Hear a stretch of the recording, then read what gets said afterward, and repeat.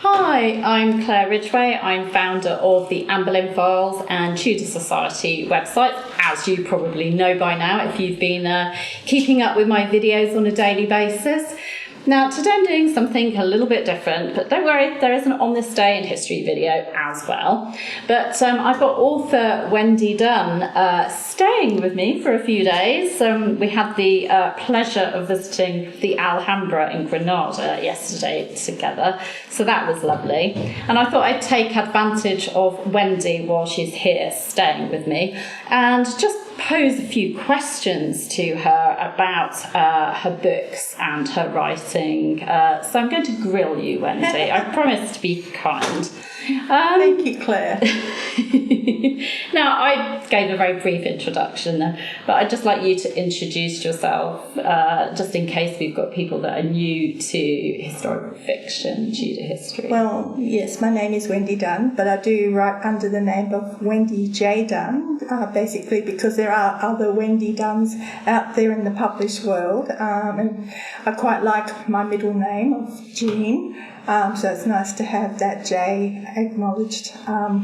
So it's just a little quirk that I thought would be. It sounded nice to me too, Wendy. Well, it does sound good. So I've been writing all my life with interruptions. If I ever write my story of my life, I'll entitle it "Writer Interrupted" because I'm not only a writer. I'm a mother of 4 who are all adult children. I'm now a grandmother.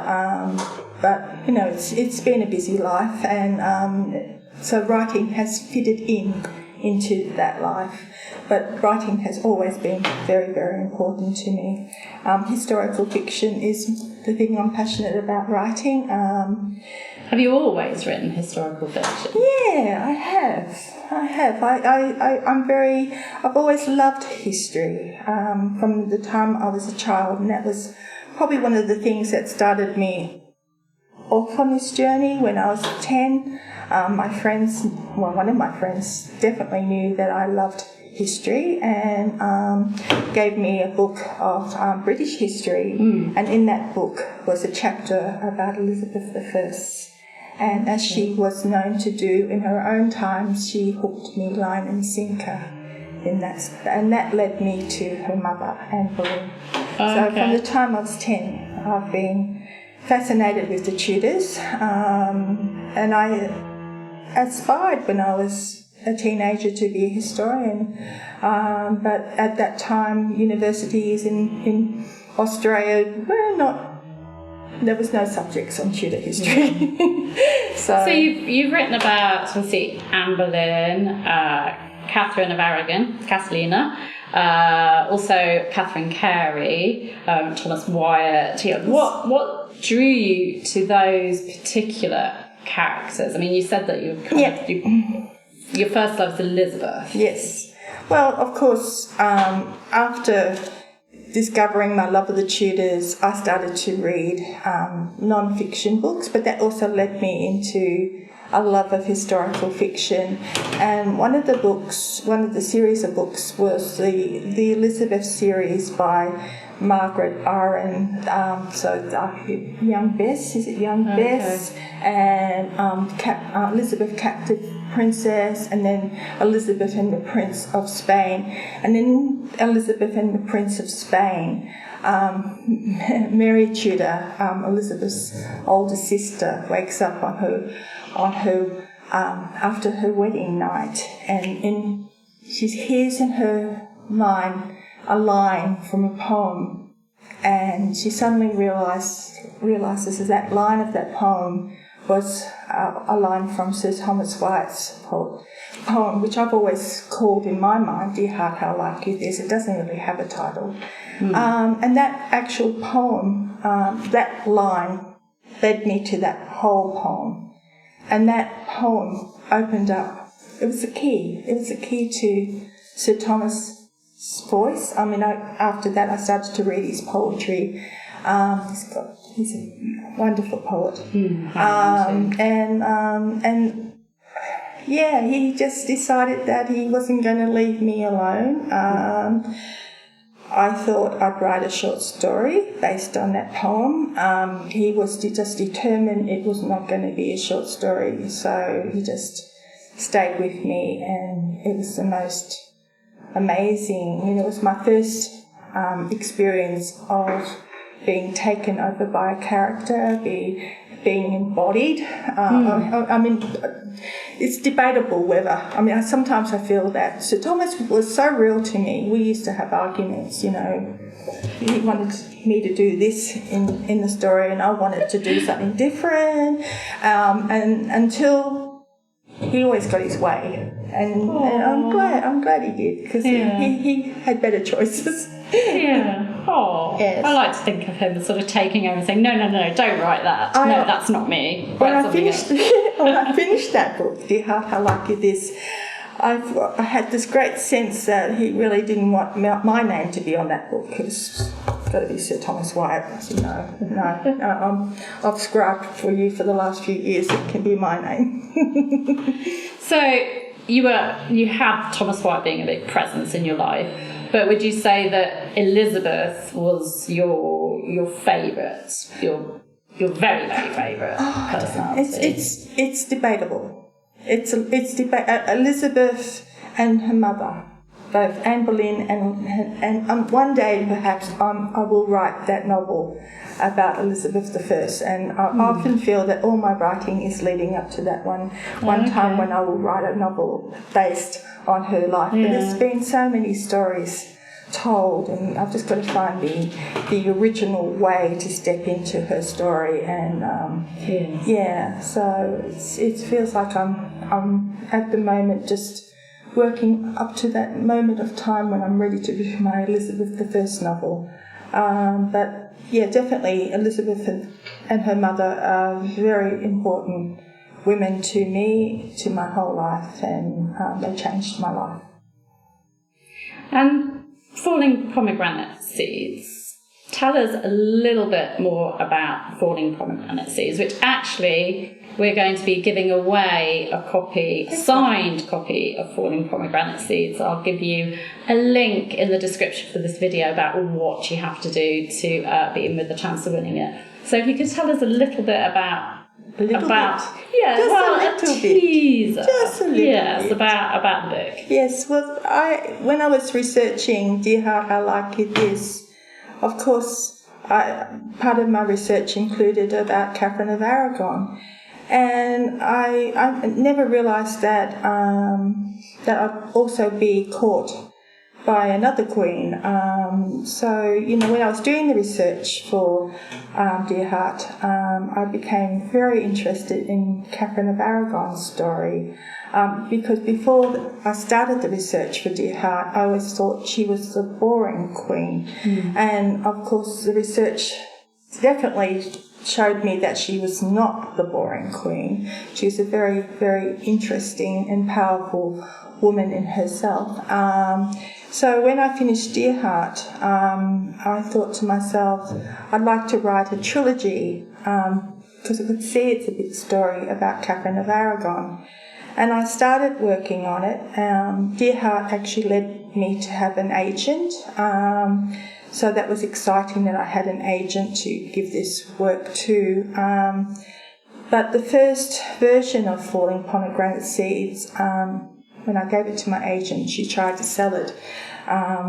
She eventually said it's not really working, and I could see that. The feedback I got from publishers was that the point of view character wasn't the best point of view character to tell the story, and that, of course, was completely destroying, as in had this vision of a trilogy. The first book is not hitting the mark. What do I do? All right, what do I do? I put it aside and start another book, and that was my next book on Anne Boleyn. And I knew I would have to come back to this book and pull it apart and rewrite it in another character's point of view, which made it a completely different story, because it's changing the slant and the perspective. The first point of view character was a child's point of view, telling an adult story. That's where it didn't work. And of course, when I was writing the book, as I tend to do when I'm researching people, I fall in love with them. I fell in love with Beatrice Galindo, who was advisor to Isabel of Castile, and was amazed at this woman who was a lecturer, a poet. She wrote essays on Aristotle. She was knowledgeable about medicine, so much so that she lectured at the university, and she also tutored the children of Isabel of Castile. So she just swept me away with all the things that she did. I mean, an amazing woman. She had 2 of her own children plus 3 stepchildren. So I knew that the book would be written in her eyes, through her eyes, but yeah, it was just too hurtful at that time, so I put it aside. Wrote the second book about Anne Boleyn, which was a young adult novel, because I had questions in my mind about the last year of Anne Boleyn's life, and I can only answer these questions via fiction. Yes. That leads me to answers, and so I. What period of life, what period of Catherine's life does Falling Pomegranate Seeds sort of encompass? It starts when she's about 5 years old, and it finishes at the point of her departure from her family, her mother and her. Yes, so where we went yesterday, the Alhambra, looking down at the city. Catherine was all around me yesterday. Catalina was all around me yesterday, and this beautiful place that she lived. Absolute blue sky that we had yesterday. Yes. The water, the scents of the garden, the lemon trees and orange trees. It was gorgeous, wasn't it? Yeah, that actually leads nicely on to, do you feel it's important to visit places associated with story and character? Because obviously you're not just in Spain for this trip. You've been around the UK as well. It's a research trip. So how important is it to visit places that are associated with the people that you're writing about? I think it's very important. As an Australian, it's very expensive, so I have written an article about how you can do it on the cheap. I can't do this every year. It's just too much money.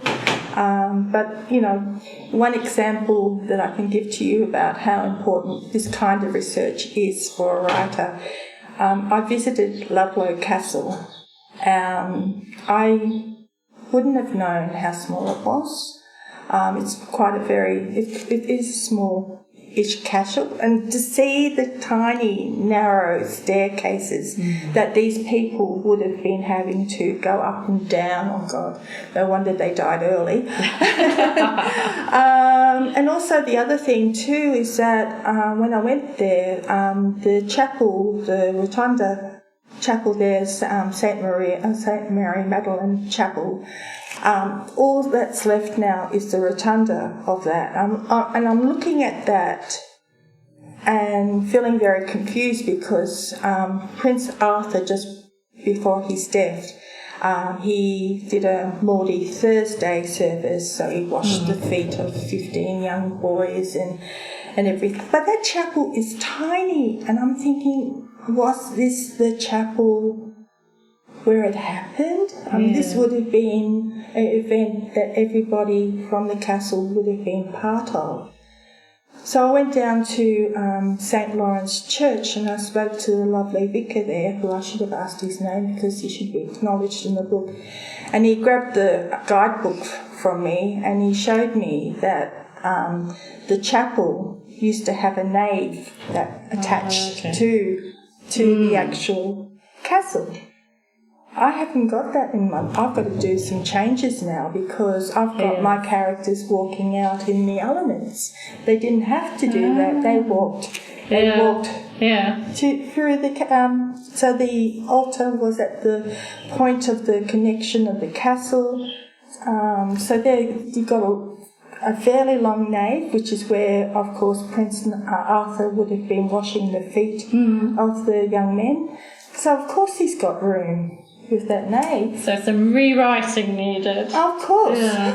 But you wouldn't have known that without visiting it, because you think, Ludlow Castle, it's a castle, it's going to be huge. So, yeah. Those things are really important. And you don't get that information when you read books. Yes, or when you're looking at their website or photos. It is hard to piece together without physically going to a place. And also, I mean, for me, I get that feeling as well. Like we were getting yesterday when we were looking around the Alhambra and just imagining Catherine there. And we were thinking, what a culture shock it must have been going to England. And we were just soaking in the atmosphere, weren't we? We were. The Alhambra. Just the sunlight, just the absolute, the way the sun was bearing down on us yesterday. Yeah. Okay, favourite historical place? Oh, Putting you on the spot here. I don't think there's any question in my mind that Hever Castle is it for me. It's such a pretty place, and I know it doesn't. What it looks like today is not what it looked like back in Anne Boleyn or Anne of Cleves' time.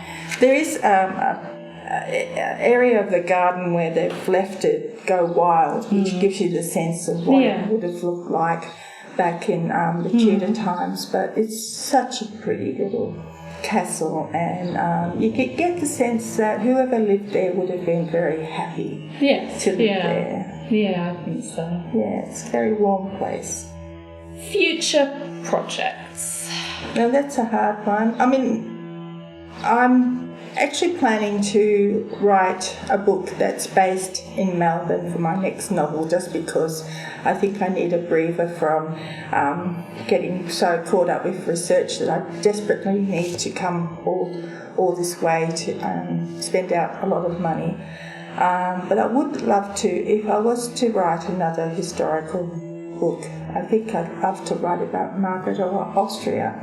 I find her really fascinating, and I also fell in love with her when I was writing about her when she was married to Catalina's older brother in this book. So, yes, would like to. Finishing off the trilogy and then doing something a bit different. It's not going to be a trilogy. Oh, no. It's not going to be a trilogy because... So that was a bit of a departure from the original plan. Yes. But it's going to be a very big book. My biggest book. So it's about... I expect it to be about 160,000, so a nice thick... And the title? It's underneath Falling Pomegranate Seed, so that's its overarching title, but the subtitle to it is All Manner of Things. Okay, so Falling Pomegranate Seeds, The Duty of Daughters is the first one, and then All Manner of Things is the second one, yes. And where will that take Catherine up to? That starts in, of course, on her departure, and I do write about the fact that it was 3 months of travel for her to get from where she left her mother and her father to go down to the ships. Yeah. So I thought it was really important to show that this journey, because I don't think it's ever been written about before, and it builds up to the horrible sea journey that she had to get to England. I'm finishing it kind of in 1520 at the Field of the Cloth of Gold, but then I have an epilogue of my character when Catherine dies. Okay. So it's to me it's a book that's my character's letter to her daughter explaining about her life and the choices that she made and was forced to make along the way, as women had to do in that time. Their lives were very much determined by what their menfolk forced them to do, and Lovely. Well, thank you for joining us today.